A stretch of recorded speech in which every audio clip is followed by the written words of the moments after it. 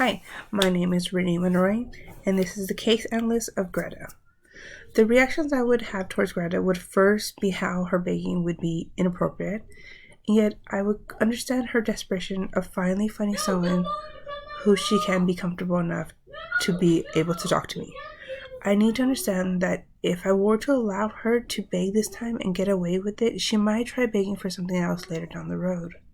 However, I do find her desperation as a warning sign and as a cry for help.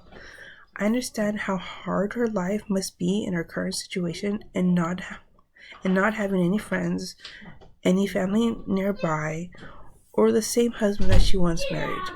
I believe her case has a high risk for suicide if left inattentive. This cry for help might be the last option she thinks she has, and begging me not to reject her might be the warning sign that if I reject her, then nobody cares, and she might do something drastic. If she begged me not to reject her, I would first ask her not to stop begging and assure her that I understand how desperate she is. I would finish that session and help her with as much as I possibly can, but make her aware that I will not be seeing her for another session. I will assure her that I will help her find a new therapist before completely discharging her as a client. I want her to feel that I want to help her, but I cannot, and I believe telling her the truth actually might benefit her in the long run. Understanding why I am rejecting her. She might agree that she does not want to speak with someone that can potentially let her husband know what is going on before she is ready to tell him, even though I would not. The fact that a close friend and a colleague present an ethical problem for me, and I would find it necessary to refer her to someone else. Having her husband as a close friend and a colleague is a very dangerous spot to put myself in.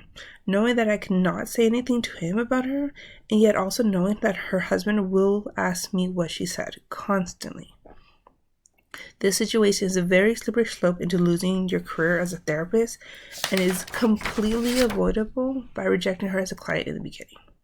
However, I do have a responsibility in helping her find a new therapist that she feels comfortable enough to talk to. I cannot just stop being her therapist and let her figure out the next steps.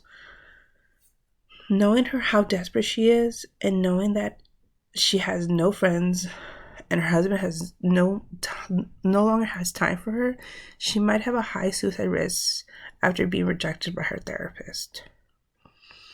Assuming that I did not know her husband and that there was no ethical reasons why I could not be a therapist, then and only then would I help her to the best of my abilities. The values that I have that would help increase my chances of working with her would be reliability, consistency, and passion.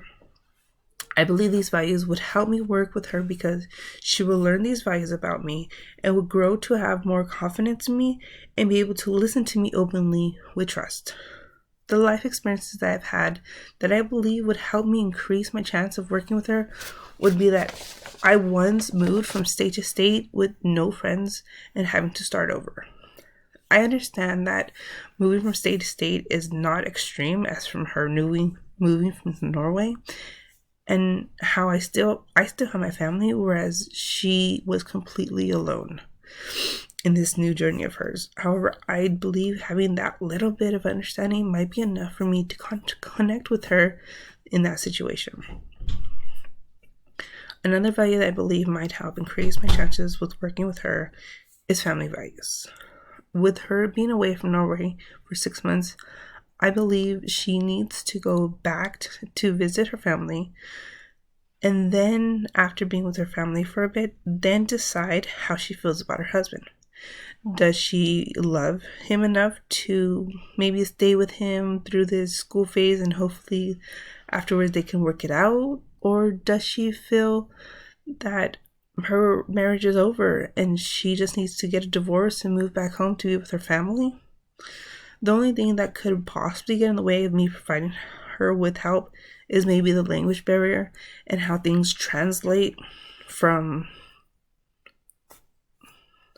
why the milk has spilled. Don't cry over spilled milk.